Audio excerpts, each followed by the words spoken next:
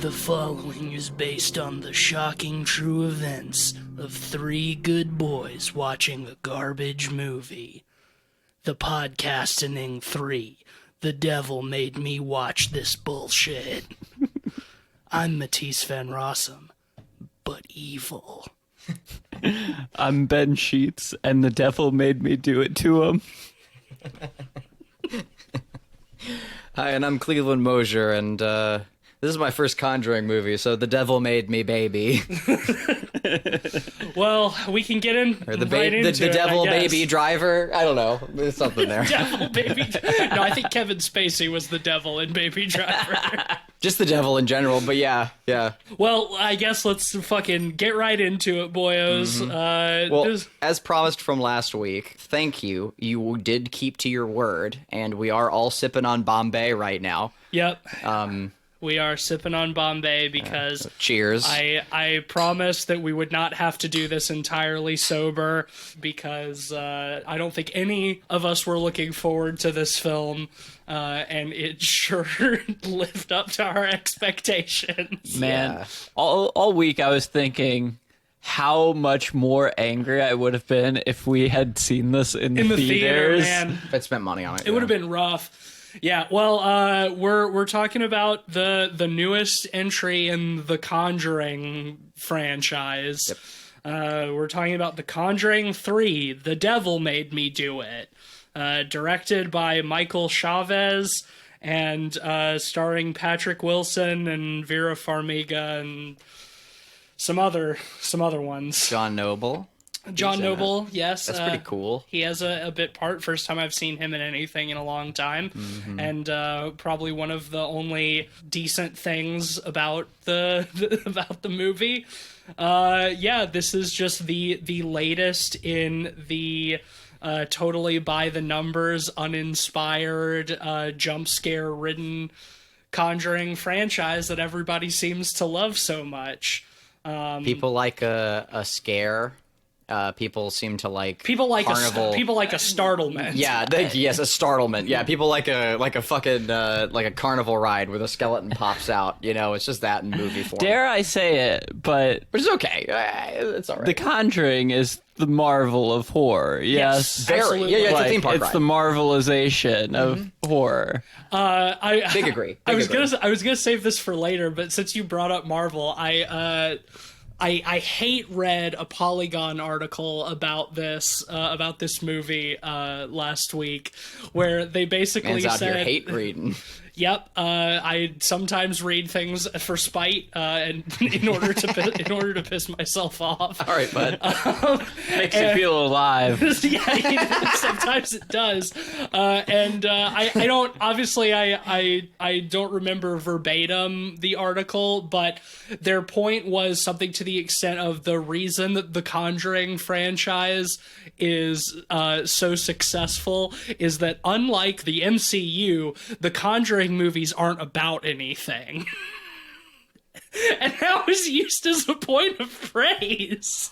You know, there's something to that. I mean, yeah, like the statement in itself is correct in that these movies are not about anything. But like, you know, like here's the thing, right? If you don't have like source material that your fans are as deeply connected to, you can get away with a lot more. What makes the Conjuring movies the Conjuring movies is like the fucking like That's the thing, though. constant jump scare like there silliness. there is source material, though. Yeah, well, based on a true story. Yeah, you know, these movies follow the exploits of real life Grifters. I was gonna say self-proclaimed demonologists. What I will Ed say, and Lorraine Warren. Yeah, sorry. Ed and Lorraine Warren. But what I will say is, like, not just the Conjuring movies, but the Conjureverse and all the other tangential movies affiliated, right? Like, the Insidious movies aren't directly connected, but they're affiliated, you know? They've they got a don't lot of take the same place- cast and crew. They don't take place in the same universe like Annabelle and La Llorona and shit Which do, yeah. But Insidious, those movies I think were very much like the test run for the Conjuring cinematic universe in a lot Yes. of ways. I mean, both started by James Wan. The first one has Patrick Wilson in it. It does have Patrick Wilson in it. We can get into that later, but like everybody loves Patrick Wilson, and I find him one of the most milquetoast boring actors working today. Honestly. I think he is. I think he's perfectly quite competent. Serviceable. I think he does great. I think he's perfectly competent in everything that he's in, but I've never seen him in anything where I was like, oh man, Patrick Wilson is great in this, you know?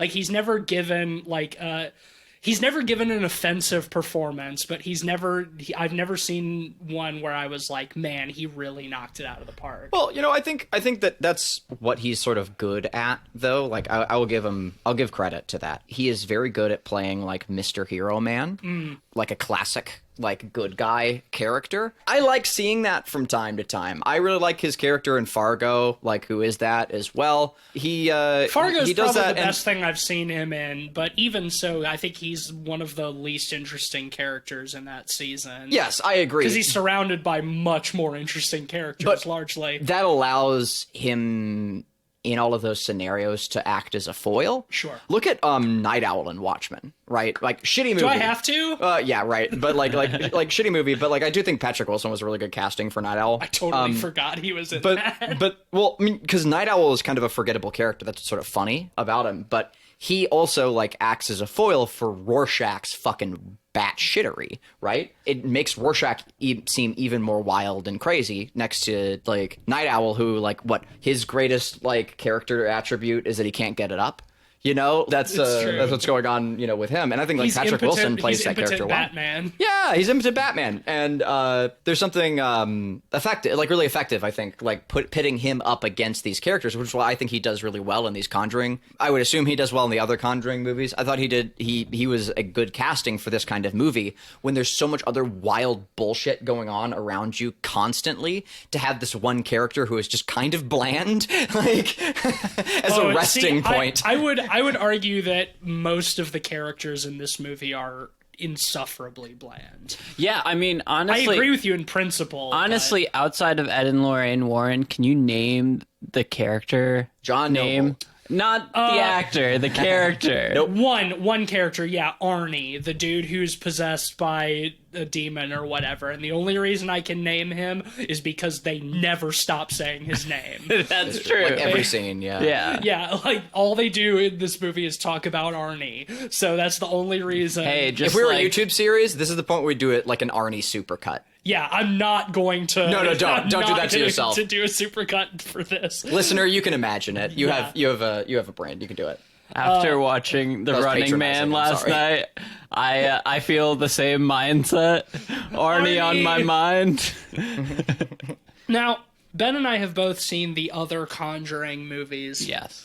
And I think that of the central Conjuring films, not the spin-offs, this is by far the worst one. Absolutely. Really? I Yes. don't think the first or second are great films, but they're much more watchable than this James one. Wan is at least a competent director. Yes. And this one is not directed by James Wan, and it shows. It's directed by the guy who did The Curse of La Llorona, which we did not see, but after this one, I somehow want to see it even less than I did before. I actually have a few friends who think it's great. I Well, was you're talking welcome. to- You're welcome to make it one of your picks at some point. Are they Nope. Catholic? Nope. No. But I'm not interested enough to see. I might at some point, but The first two Conjuring movies are pretty by the numbers when it comes to horror, but I would still say that each one has at least a couple of relatively effective scare sequences that are at least kind of creepy. I think of like the clapping hands one in the first one, or like the the claymation crooked man in the second one. I thought that was kind of charming. claymation character. Yeah. He's fine. gonna be the next spin-off in the Conjuring verse. The Crooked Man is getting his own movie. Okay. It's probably gonna suck. But this one, I found all of the scare sequences laughable at best, completely dull at worst. Yeah, well, it's interesting because with the first one especially, you know, there is that kind of narrative escalation where it does still feel like they're inserting jump scares every 5 to 10 minutes consistently. There is an escalation of stakes where this one, it starts with essentially what is the climax of the first movie. Yeah, dude, I was thinking about that too. Yeah. Like you're absolutely right. Like the first one has sort of like this build up to like the exorcism at the end where it like gets progressively more intense leading up to that. And that's like the first scene in this movie is when they're trying to exorcise the demon out of the little boy. The stakes never get higher than that. No, like the highest not stakes once. you can have is a demon possessing a child and trying to like save the child, right? Like that is about as And high also, as the like stakes can get. that's fucking Exorcist 101. Like this Right. movie, and to start with that and to end that, like it's not going to get scarier from there. It's not like there's no way. We're not worried and for the kid. also, I think that scene is so tackily done too. I think maybe because we don't have any kind of build up to it, like we don't see the gradual haunting of this family and this child that culminates in the exorcism. It has the same energy of an MCU action sequence to me, where it's just like effects plastered over a void. Just, See, what I'll say though empty. is I thought it was fucking hilarious. Like I was having a great time. And I Like, will say too, like I feel like while I definitely agree it was very tacky, I would also argue as one of the most effective sequences of the movie insofar as everything else was even worse somehow. Yeah, and I'll starting give you your that. movie off that way with such a frenetic start with exorcist homages and possessions and exorcisms and all this stuff, it makes the rest of the movie feel so deflated. Bro, they at that first fucking scene, they call the exorcist in and they do a fucking shot where he gets out of the car and he's like wearing a broad-brimmed hat and it like pans, has the briefcase and the he has the suit. briefcase and it like pans down behind him and shows the house. It's the same fucking shot from The Exorcist. He's standing under the street lamp. And The street I lamp don't- is framed the same way. And I don't know why you would ever, when you're making a movie like this, point at a much better movie that was made 50 years ago. I mean, it's the same reason Marvel does, like, direct, you know, frame copies sometimes, even Yeah, though the it's source just- material is better. It's just fucking wild to me. It's like the hubris of that. To be like, hey, you get the Exorcist reference, and all it does is immediately make me think, man, I wish I was watching The Exorcist instead of this movie. Yeah, now that point I'll definitely agree on. I wasn't like wildly offended at it. I wasn't like, oh, the nerve. But, No, I like, wasn't offended by it either. But it's just like, why would you call but attention? I do to agree. that? Like it's tacky at best to call such strong attention to a better movie. Like homage is one thing, but they were really kind of pushing the line. The problem and also kind of what makes this movie great in my eyes is the heavy-handedness. Like there's no tact. Like subtlety is dead for this Completely. movie. Say fucking goodbye, like to subtext or anything else like that. So the only way that they're going to be able to pay homage is by doing that. I mean, the answer is don't, obviously, but Yeah. I believe that their intentions were more than good. Like you can tell that they were like yeah, look, we're paying homage I'm sure they to thought the they were greats. being clever. You know, I'm like sure they thought they were being clever. like a band doing a cover song. You know, that's I think the perception on their end. But in execution, calling attention to a much better movie is just a bad call. And they do like a kind of title crawl, like a very like late 70s, early 80s kind of title crawl at the beginning. I was really astounded by that.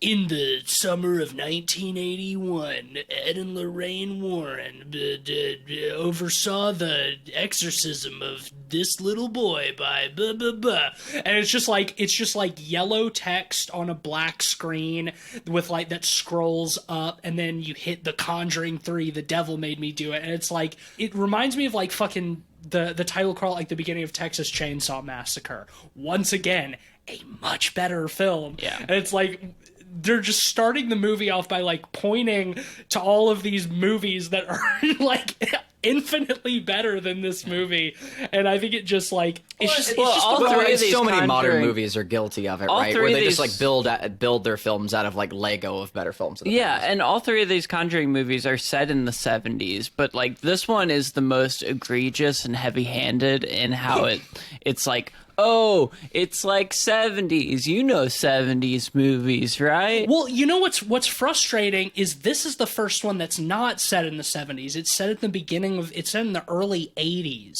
And Oh, is it's- it? I Yeah, didn't it even is. notice that. It's set in 81, and the only reason I made note of that is because it's set at like the start of the Satanic Panic generation, and that's sort of like what the whole film centers around. Is like the main antagonist is not a ghost; it's a Satanist who is like summoning demons and ghosts and cursing a family, right? But I don't think you're wrong for not having noticed that, because the film does not play on that thematically at all. It doesn't have anything to say about the Satanic Panic of the 80s. It doesn't have, it's like the Polygon article said, like it's not about anything. Everything is set dressing for nothing. That's what's so frustrating about this. Like, at least the first couple, which, as you said, are set in the 70s, like, James Wan's a competent enough director to at least give them a little bit of, like, that 70s flair, you know? I don't think he does a great job. No, they're still heavy-handed because at Right. the end of the day, they're a Conjuring movie. Right. But I don't know. I haven't seen the other Conjuring movies, as I've said. So for me, I went into it just expecting bad, and I got bad. Yeah. But like, I thought the heavy-handedness, like subtlety is dead factor of the movie, like kind of made it rock. Like I was having a fucking great time throughout most of this film. I'll go ahead and say it. I actually kind of surprised myself. Yeah, and, that's hilarious because and you actually were- was kind of enjoying the ride a little You bit. were the one who was the most vocal about not wanting to cover this for the podcast. Yeah. Like when I suggested that we do It's it, true. you seemed genuinely distraught. I really didn't want to see this movie. I really didn't. And I strapped in and was like ready for the absolute worst, much like Army of the Dead. But I don't think this movie is like anywhere near as good as Army God, of the Dead. no. Like anywhere near. God, no. But like I was still able to laugh at the bad in a fun way. I guess my tastes are once again shifting. The more like bad found footage movies, like I start cramming down my eyeballs. Like the worst taste you get. well, no, just like the more joy I get out of bad, you know, like I'm starting to cross the wrong wires, I guess, like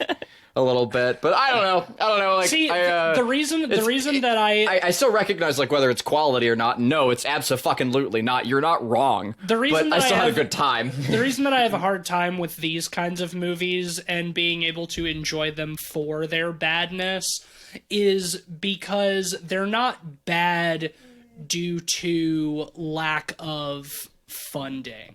They feel or- cynically made. Yeah, they're not bad due to lack of means. Like you look at a lot of like really fun bad movies, they're like zero budget. The person who's making them has no idea what they're doing, and the sort of lack of experience and money makes them charming in their badness. Whereas stuff like this is like, it's a multi-million-dollar movie made by lots of people who are technically very competent, and it still manages to just be completely uninspired drivel. You know what I mean? Well, I think it's hard to find the charm in that for me. it still looks to me like something that they might have had fun making. I do feel like that carries through in some capacity, but I recognize too that like these types of films, like to a degree, kind of need to exist. Also, you know, like it's totally okay to have like popcorn movies, like for the masses, where like your average person who hasn't seen The Exorcist in this day and age, like just thinks that opening shot looks cool. Sure. Like that's okay. Listen, if movies like this mean that horror as a genre continues to be popular, then I'm fine with it. Right, you know? like if this, I I'm think it will fine- too. I I'm think this will fine lead with- to more yeah. Midsummers and more Lighthouses and whatnot. Like the more like money that's spent on horror, like it's better for the genre. Yes, the only thing that makes me side-eye that a little bit is, and this is a whole different conversation that we don't have to get deep into, Sure. but I think that the Marvel Cinematic Universe has been bad for movies. I think that model people try to copy it. The success of the Marvel Cinematic Universe has made everyone want to turn everything into a cinematic universe. Like, the example I've been pointing to recently is that there's been talk about like an American Parasite remake, but now it's not a remake, it's a spin-off show set in the Parasite universe that doesn't have any relation to the film. And it's like, what is that? What does that mean? It's capitalizing on the success of another movie and trying to make money off of it by saying, oh, it's in the same universe. What the fuck does that even mean? Right, dude! That's Parasite was supposed to be set on Earth. Theoretically, we're in the Parasite universe. That's the thing. We live in the Parasite universe. It's set in reality. Like, that's the thing. But like, the Marvel Cinematic Universe has shifted the paradigm in American filmmaking towards things like that. I think The Conjuring is still small enough that you're right. At the moment, it allows more indie horror to be made, and people say, oh yeah, horror movies like The Conjuring. I love horror movies. But I think that the ever-present danger of the Marvel Cinematic Universe looms. Here's my thing about that, right? Okay, so before the Marvel Cinematic Universe, there were still crossover films. The idea of having like a cinematic universe has been around since long before the Marvel movies. They've helped popularize it, but you still have things like Alien versus Predator and like Freddy versus Jason, which is largely the same concept. And both of those came out in the early 2000s leading into the Marvel Cinematic Universe. Right, like before it is what I'm saying. Like you have Abbott and Costello meet Frankenstein. Exactly, though. That's kind of my point, though. Like, you still have crossover stuff. Yes, but it's not all movies. You're not planning 20 movies ahead. You're not planning a cinematic universe in phases. In this phase, we're going to put out 6 movies and 12 TV shows, and then the next phase, we're going to put out these 10 movies and 20 TV shows. Well, like, you see what I mean, right? I do, but here's the other thing about that. That right? didn't exist before. That way of thinking didn't... Oh no, they're planning ahead? Oh god. I'll take that over what they did with the Star Wars movies, where there was just no planning at all. Like, in each movie just came like one after the next, and you had this multi-million-dollar franchise without like any like sights on the horizon. I think there's plenty of room for a middle ground, but also like Disney's the only studio that can afford to do it to that degree anyway. Yeah, but they're buying everything up. Yeah, no, they own it. They own everything. Well, I mean, and that's a problem, but I think that's a separate problem. And the Conjuring universe is Warner Brothers, and that's one of the few things that Disney does not own yet. Warner Brothers Discovery. Yes, excuse me, Warner Brothers Discovery. With the worst logo ever made. PowerPoint-ass logo. But I think the problem with cinematic universes, especially in context of the Conjuring cinematic universe, in air quotes, is it kind of deflates any stakes or character development of the film. When you know the main characters of your movie are going to continue without much problem to the next movie, there's not much you can do. And they're way more static than they would be if it was a traditional kind of, even if it was a series, quote unquote. Yeah, I mean, that's sort of like the Superman factor, though, right? Like, that's always been the case. Like, Superman is essentially immortal, right? The stakes are never high when you watch Superman like a classic Superman thing. Yeah, let me finish. Bad, I agree. But like, I find Superman boring. But you're just like your regular person who's just gotten home from a long day. They don't want to think. They've been thinking all day, and they just want some popcorn, and they want to feel good about themselves. Superman's a really viable choice, or you're, like Wonder Woman's or whatever. Like sitting down and like just feeling empowered and feeling like powerful and whatever else, and meeting whatever fantasy you need. That's all that those serve. Is it as engaging? Is it as like dynamic or high stakes? No, but that's also not the point that it's trying to serve. That's not the point we're making, though. Like, obviously, cheap popcorn entertainment has existed for a long time and serves its purpose. Like, I have plenty of popcorn entertainment that I love, that I like to put on and not think about. But the problem is when that cheap popcorn entertainment becomes the only thing that makes money, so it becomes the paradigm, so it becomes what everybody is trying to do because they see that they can't make money without doing that, that's when it becomes a problem. Okay, And so that's we can all agree. That's the issue. All right, so we can all agree that like Disney holding movie theaters hostage is bad. Like Yeah, that's of what we're course, all on the yes. same page on. Okay, Yes. cool. Yeah, And I will say, I fully agree. You with know, that, of course. I understand where you're coming from with your defense of popcorn movies. I mean, fuck, like, this podcast is one of the biggest defenders of Piranha 3D there is. Yeah, You know, absolutely. and that is the purest of popcorn movies. I'm But I almost think- 28 years old and watching through Supernatural again. So, like, I love some cheap, dumb popcorn entertainment. Sure. Don't get me wrong. The difference for me is, like, with popcorn trash like Piranha, like, there is something to grasp to, even if it's just movie colorful, movie silly. You know, this movie, I don't really feel like there's all that much to grasp to. You know, like I agree. the jump scares, they don't build to them to the point where they feel warranted at any point. They don't really have much of an internal logic to them, usually. Also, like, the villain in this movie is, like, not scary or interesting. Like, before we even figure out that there's, like, the Satanist witch lady who's, like, doing the cursing, like, the ghost or demon or whatever is just, like, a dirty guy. It's just yeah. it's just a nasty looking man. It's like a dirty guy with long hair and a fat corpse. And those are like your scaries. Well, we'll talk about the fat corpse. Yes, big Because old he's the footnote best. on that. He's the best thing about this. Man, I'm giving this movie a whole nother star because of that. But anyway, we'll get into it. There's nothing interesting.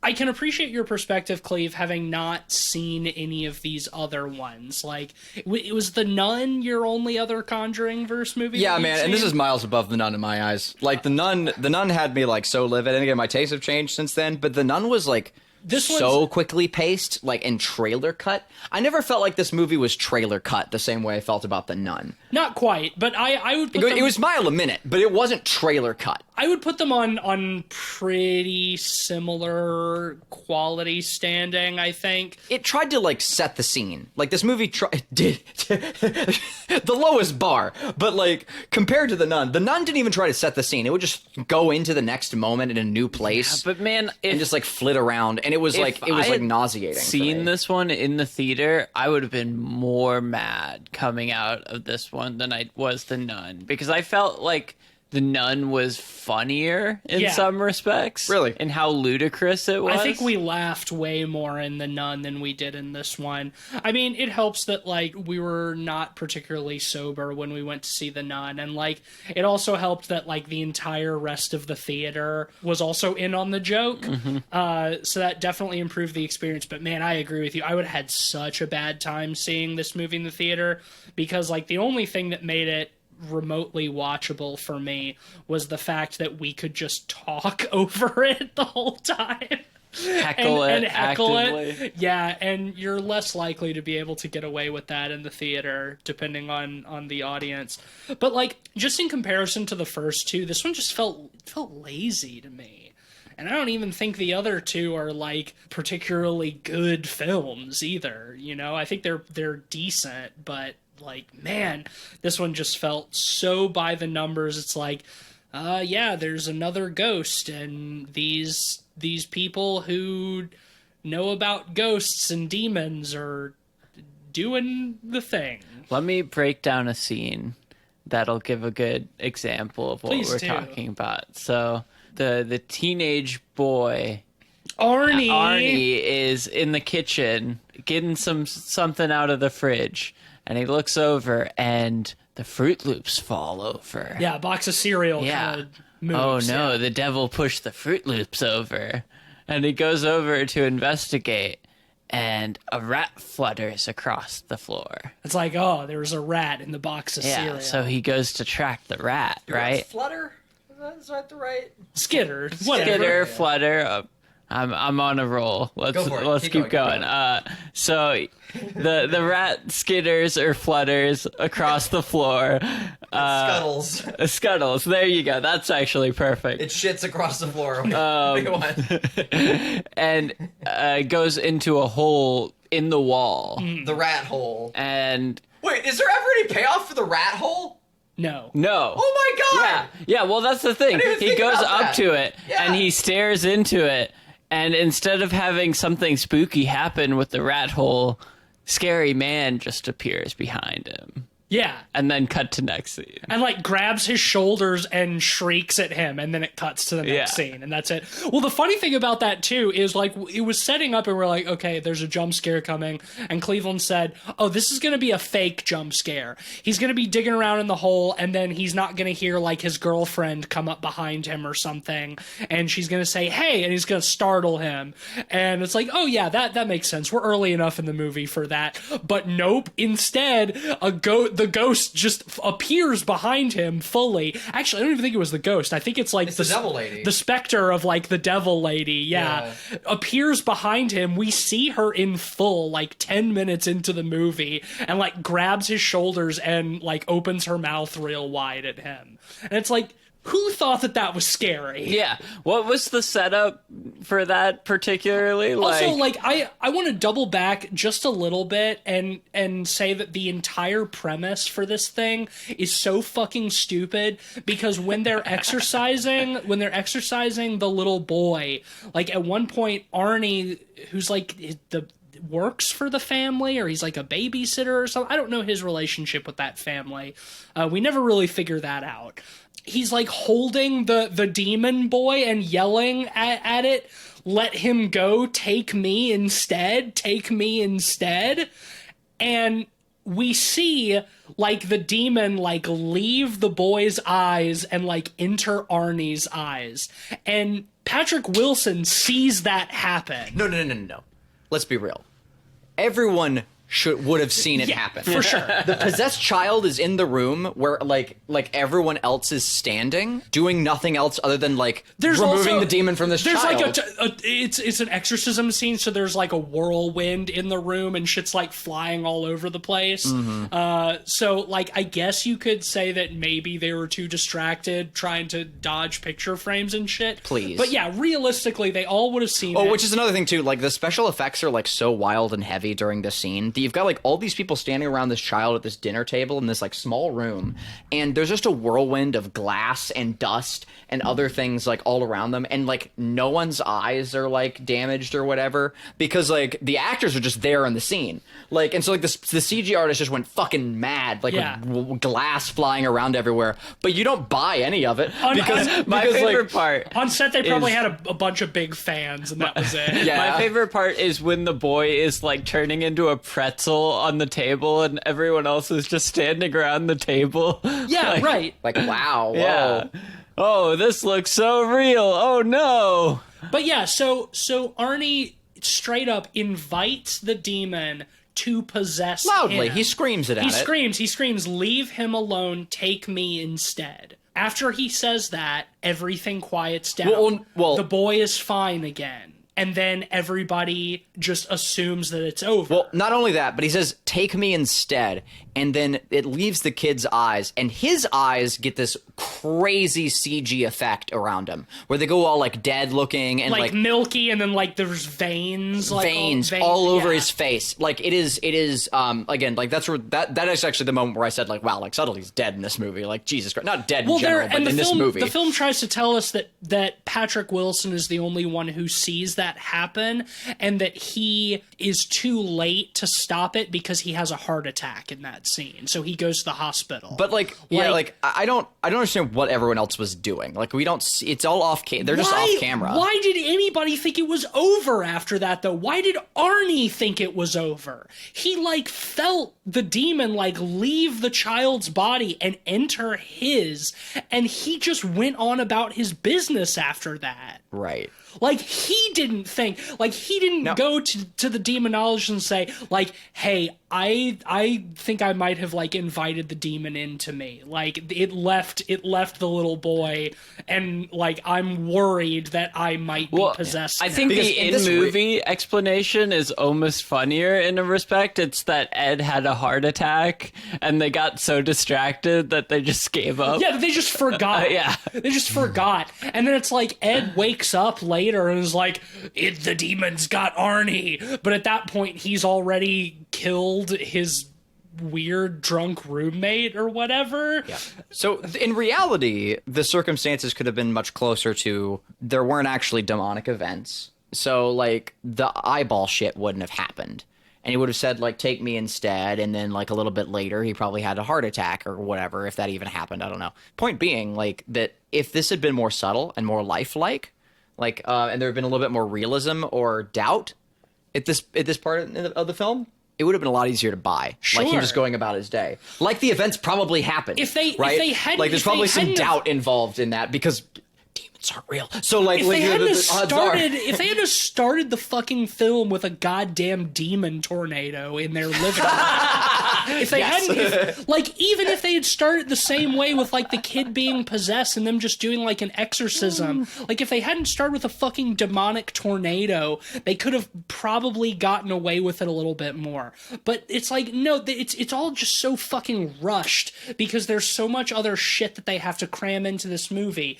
And what I think is a missed opportunity, too, and, like, this isn't what this movie's about, but it's what it should have been about, is, like, the true story that this is based on. The real life events that this is based on is like, yeah, this Arnie kid did murder somebody, and it was the first time in U.S. history that demonic possession was used as a defense in a court of law. I think that's interesting. Conceptually, I think that's really interesting.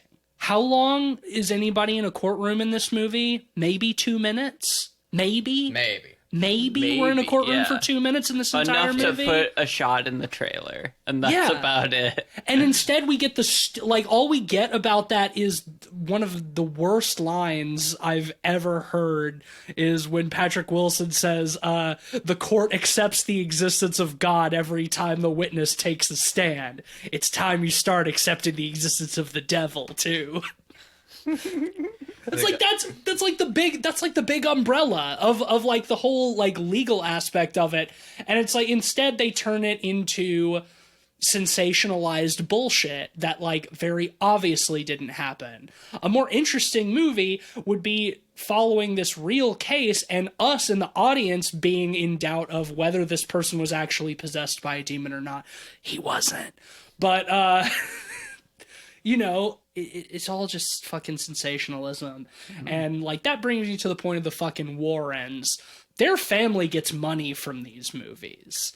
And I think that's kind of fucked up. Because they were fucking grifters. Like, huge grifters.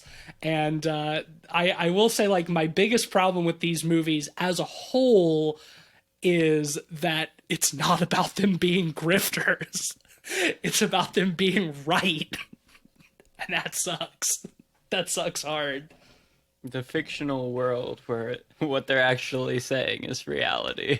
Right, exactly. Yeah. Which, you know, in theory could be interesting, but the way it's handled is too complimentary. Yes. Way too complimentary. Too complimentary. And I agree. Because it's like a love story for them. Like we're really supposed to feel like endeared and concerned for them. I mean, that's the whole crux of the actual climax, right? We're like worried about them. And I mean, that's like, the crux of every movie. Like all of these Conjuring movies, like the core emotional weight of the film is the relationship between Ed and Lorraine Warren.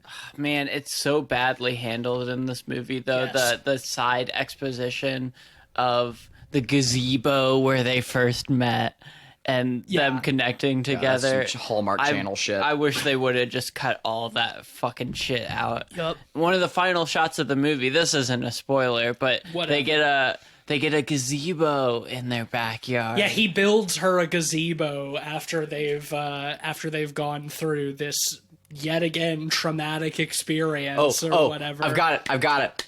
They missed the gazebo. Yep, they sure did. They sure fucking did. Says it all. But, like, there's nothing to their characters. They're so flat. Like, did you... No, they're boring as shit. Yeah, I was gonna say, like... No, I was never invested. But I thought that their flatness was funny. They do a little bit more work in, like, the first two movies to sort of, like, establish them as more, like, believable, quote-unquote, interesting characters. But I think this movie is just relying on the fact it's like, oh, you've seen those movies. We don't need to do character development. You know these characters. I mean, I wasn't too confused. Like, I knew that they were... I'd heard that they were grifters before, and, like, I was... Well, it's not about confusion, but it's about characterization. Yeah, no, Is what I mean. There's none in this movie. There's none. Much like The Nun. Mm-hmm. Couple of good things. Let's just get those out of the way. Can we talk about the fat dude scene? We'll get to that. The one I want to mention first is we mentioned that John Noble has a bit part in this as like a retired priest who studied like a satanic cult who they go to get exposition, and then later it turns out, spoilers I guess, I don't fucking care, that the Satanist who's cursing these people is his daughter. But his first line in the movie, when they walk, they pull up to his house, and he's like, he lives on like a farm, and Patrick Wilson goes to shake his hand, and he just looks at him and says, "I have chicken shit on my hands." That line rules. That was hilarious. Best line in the film. Definitely. Best line in the film. It feels like at times with this one, they were going more intentionally for comedy with quips and stuff like that. Fucking Marvel, man. Exactly. That's the MCU mindset. Once again, the Marvelization. The Marvelization of everything. You gotta have quips. You gotta have little Joss Whedon-y quips. I for the most part, they didn't work in this movie. I don't feel like I thought the chicken shit line worked fine. That worked great. But that got a legitimate laugh out of me, but I don't think any of the other times that I laughed in this movie were at intentional jokes. Case in point, the part in the movie that was so incredible that we legitimately had to run it back and watch it again. Yes. Pretty much the entirety of my rating for this film is based around this one moment. Because they break into the morgue because they need Vera Farmiga to touch a dead body because there's still like an open connection to the witch who cursed her. That's not important. Doesn't matter. Who cares? What is important? They're there. They need to touch a corpse. They break into the morgue so she can touch a corpse. In touching the corpse, she opens a channel to the witch who reanimates another corpse in the room. Big old fat guy. Yeah. Big old scraggly fat guy with long hair. And drippy. He's drippy and he's a corpse. He's naked. He's naked. Big naked boy. Big naked boy, yeah. Patrick Wilson spots him across the room. There's a few seconds where they're kind of like eyeing each other up. He's like, Diane, Diane. Elaine. Whatever. Same thing. Shows how memorable they are. Right. Yeah. Editor's note. Maddis was also wrong. The character's name is Lauren. God damn it. These characters suck. Who cares? He's like, you gotta let go of the corpse. You gotta break the connection. You gotta stop touching the dead body. And they both run for Vera Farmiga at the exact same time. Patrick Wilson, the big tubby corpse, and and Patrick Wilson gets to her first and pulls her hand off the corpse, breaking the connection.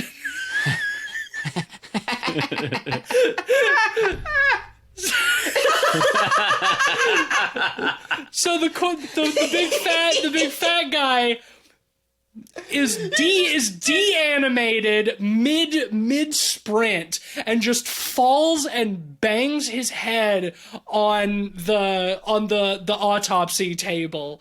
And the way it just dives head first into it, man. the way it's animated is like it's like a fucking Three Stooges bit. It's incredible, like Looney Tunes, It's man. some of the funniest slapstick comedy I've seen in a film all year, but it's completely unintentional. It's played It's seriously. played so seriously. Which is almost why it's funnier. Funnier, yeah. You know, Yes. what I really wish is the fat guy shows up later in the movie again. He does for some reason. I really wish they would have put a big dent in his head. That would have been much funnier. I agree. Oh my That's a kind of like clever callback that Missed this movie is way too dumb Like, for. dude, You're so right. That's a missed opportunity. That would have been Also, fucking like, hilarious. can we mention briefly, like, how it doesn't make any sense that exact same corpse showed up again later? Nope. Because they're, like, in the tunnels. So that means that she reanimated him at the morgue.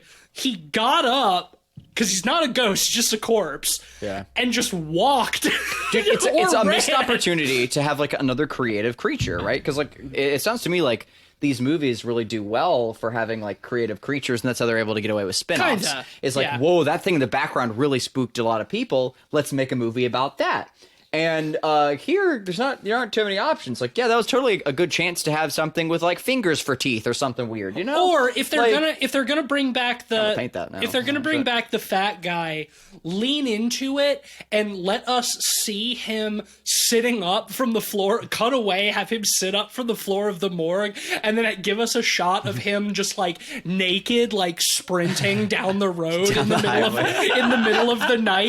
And like yeah, I want that, honestly. like That's if they had leaned into that, like that would have been much funnier. But instead, like they're just in the tunnels later under the town, and he just shows up. He's just there again. So it's like, well, they probably shot those scenes on the same day. They had the actor. He was in the makeup. He already had his dick out. But here's the thing. How great would it be if we do get a spin-off Of Controversy him. movie of this guy? Yeah. That guy. What would the movie be named? Big Ghost. Incredible. Look out from the Conjuring universe. Big Ghost. Big ghost. Oh Lord, he coming. That's the subtitle. Big ghost. Oh Lord, he coming. Dude, I watched the shit out of that. Are you kidding? Can we talk about how dumb the subtitle for this movie is? It's the dumbest it's subtitle not- I've ever heard. Because it's not just The Conjuring 3. It's so The Conjuring 3, The Devil Made Me Do It. Dude, here's the thing. Going into this, not seeing one of these before, it could have just been Okay, well, it still would have been bad. But you could have taken 3 out. Just let it be like The Conjuring, The Devil Made Me Do It, or The Conjuring, better subtitle here. Like, I think technically it is The Conjuring, The Devil Made Me Do It. I think the 3 gets thrown in there arbitrarily. Yeah. Because it's the third one. But I think you're right. I think that is the title. But like, I get what you're going for, and they say the line a couple of times like, oh, is this guy really gonna plead in a court of law that sorry judge, the devil made me do it? But it's like Here's the I thing. want to say it sounds so dumb. that was the name of the book that this case is based on. Oh, is that Yeah, I'm true? not 100%. yeah, sure well, on that, you know, that like... that tracks. Blade Runner was originally titled "Do Androids Dream of Electric Sheep," and Cooler title in my opinion. It's a cooler title, but it doesn't read well. It's like, it's not marketable. No, it's not. And like same with We Can Remember It For You Wholesale, a Total Recall. Like you change the name. Like Total Recall is a much better film title. Much It just punchier, is. as is Blade Runner. Yeah. But like, I think The Conjuring, The Devil Made Me Do It is a cumbersome mouthful. Well, that's what I'm saying. And so is like Do Androids Dream of Electric Sheep. It's too long they for could a have just movie they name. could have just said The Conjuring 3. Yeah. Just fucking number 'em. or The Conjuring 3, The Devil Within, or some shit. You know, like it's a little cheap. Y'all remember but- that movie, The Devil Inside? Yes. Y'all see that? I saw yeah. that in the theaters. There are 2 wolves inside all of us. But no, the thing that makes it dumb to me, and I've been complaining about it since this trailer has been out. The devil made me do it is like saying is something like a child says. It's like my sister made me do it. You know, like when you're like trying to get out. We talked about this with The Empty Man. Because they write on the wall, the empty man made me do it. Oh my god, Remember? that's what it was. Yeah. Yeah, we talked about this not long ago. Did, and it's dumb. Okay, cool. Yeah, see our episode on the empty man. For the exact same reason. For all the same complaints. It sounds childish. And at the beginning, I wish I could remember the line now. I've already forgotten. I did make a note of it, but not the exact line. It's like, doesn't Patrick Wilson say something about, like, the devil being, like, the greatest bully of all time or some shit like that? Like, I made a note in my phone when we were watching this movie, but all it says is the devil is bullying me. Dude, this movie is such a blur. I feel that I should have written down the line verbatim. But I think he says something about, like, the devil being, like, the greatest bully of all time, and it's like, what? Why are we turning this into schoolyard The shit? devil gives you a mean wedgie. Because the worst Conjuring 3, the devil gave me a swirly. The worst and scariest thing that ever happened to the writer was probably they were bullied once. The Conjuring 3, the devil gave me a purple nurple. Yeah, the devil stole my lunch money. Oh man. So yeah, then later on they return back to John Noble's house, and we get the big reveal that it's her. What's her face has to hide in the cellar, and she appears to stab John Noble, and then the steward is skewered. No.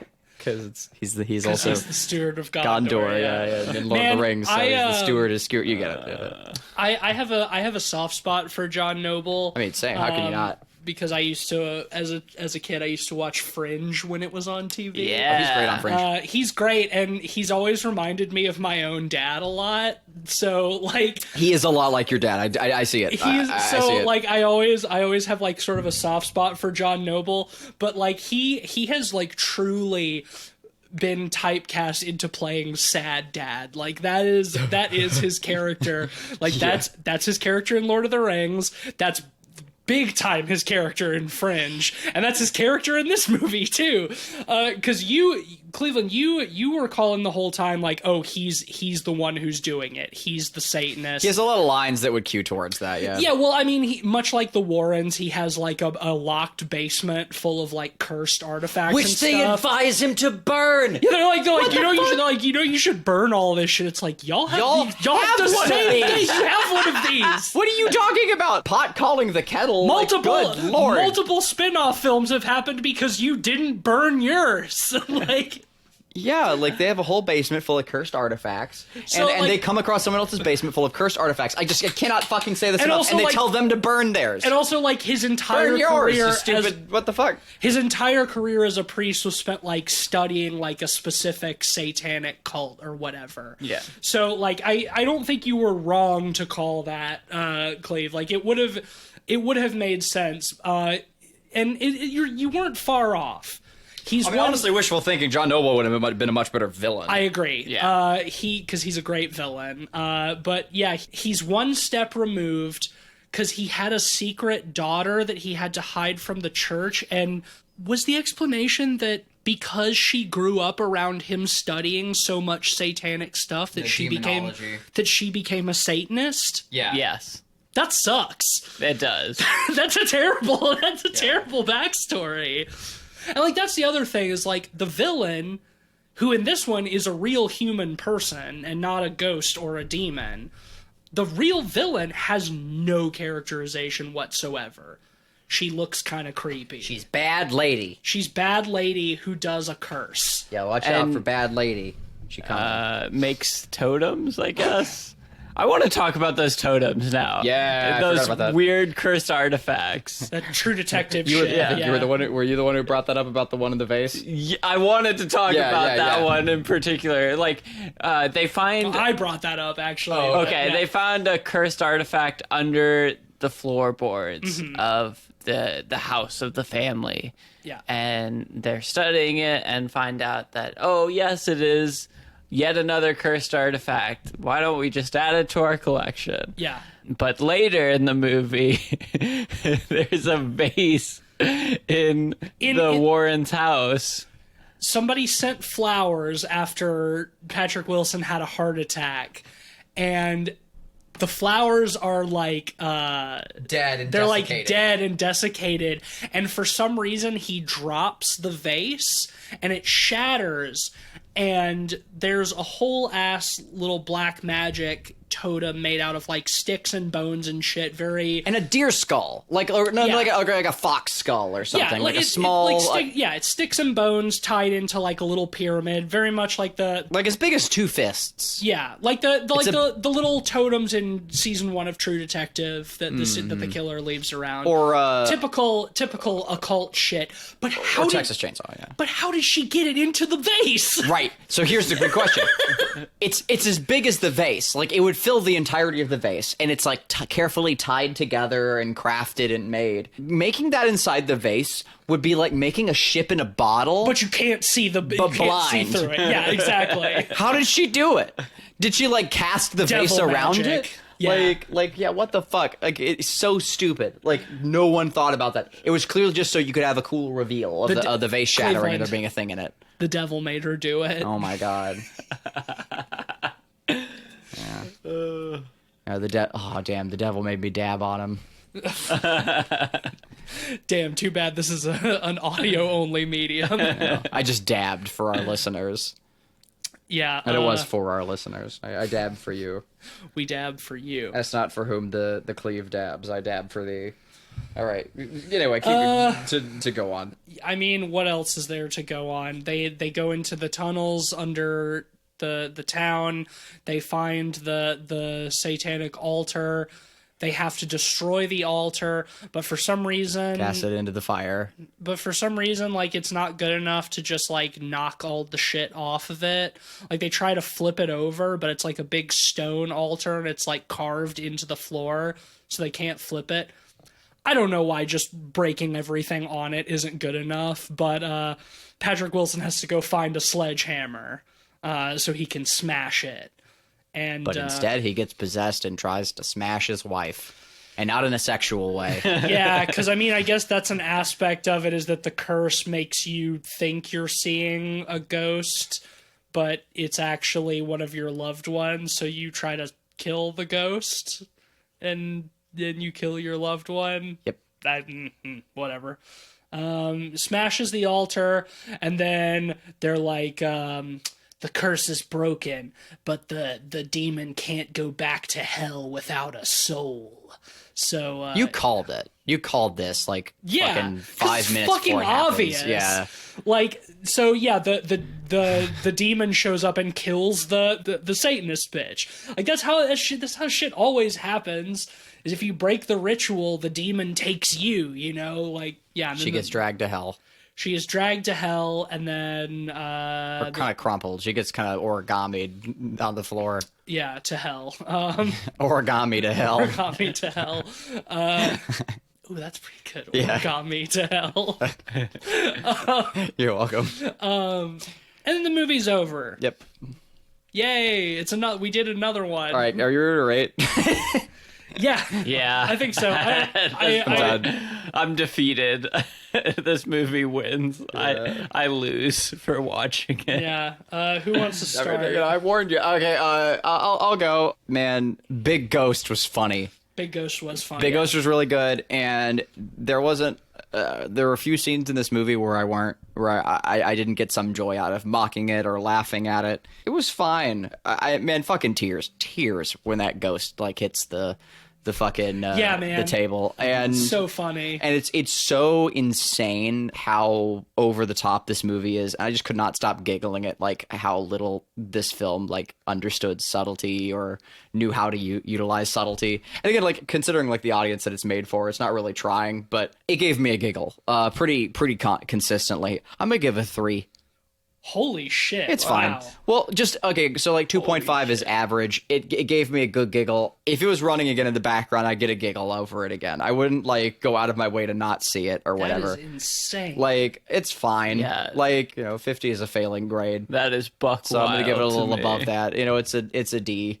Yeah, Ben. This is a 1 star for me. This is trash. The it's definitely podcast trash. made me watch it.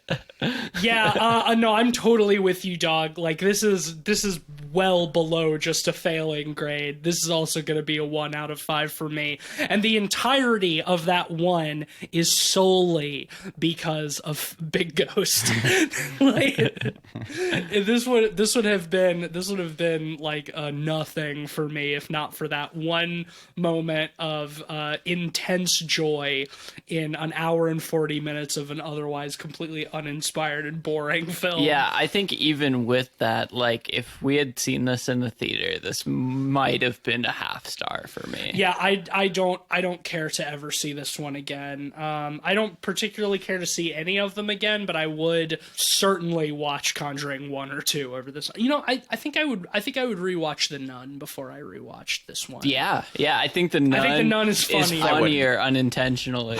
Yeah, I think The Nun has more laugh out loud moments for me. But anyway, that will give The Conjuring 3, The Devil Made Me Do It, an average of 1.7 out of 5. Sorry to any of our listeners who really love this franchise. I apologize, but man, it sucks. I like Insidious. It's not part of the franchise. I We guess. do have Insidious is fine. Insidious Insidious. fine. It's not. The first couple of It's also not a good movie, but it's fun. I think it's more fun than this one. The I would fourth rate one, Insidious. the I would fourth give one Insidious like a 4. sucks. Yeah. The fourth one we did on the podcast. Oh, word. So I have predictions for Yes. this one. So Gimme. I'll start with Rotten Tomatoes. So Tease, you predicted a 38. Cleve, you predicted a 4. And I predicted a 42. Ooh. And this movie, at the time of recording, is sitting at a 56. Oh shit. Okay. So I got Wow. my second That point. is Nice. quite a bit higher Good, than I one job. expected. Wow. And in terms of our collective rating, Tease, you predicted 1.8. Cleve, you predicted 1. And I predicted 2.2. It was 1.7. I thought we were going to have a tie on our hands here, but because Cleve rated it so high, you are now in the lead, Tease. Hell yeah. Damn. You have 6. I mean, I've Cleve been has in the 4, lead, but and I have 2. yeah, it's hilarious to me that the one who was the most vocally against watching this movie at all gave it 2 stars higher than us. I don't think a 3 is like out of this world. It's just a little above average. Like, Yeah, and I think this film is well If we below compared average. some of the other movies, you gave like a 3-star 2 to this. I think you should. sure, it's not a perfect system. You know, I'm not a it's perfect not. person either. I'm made of meat.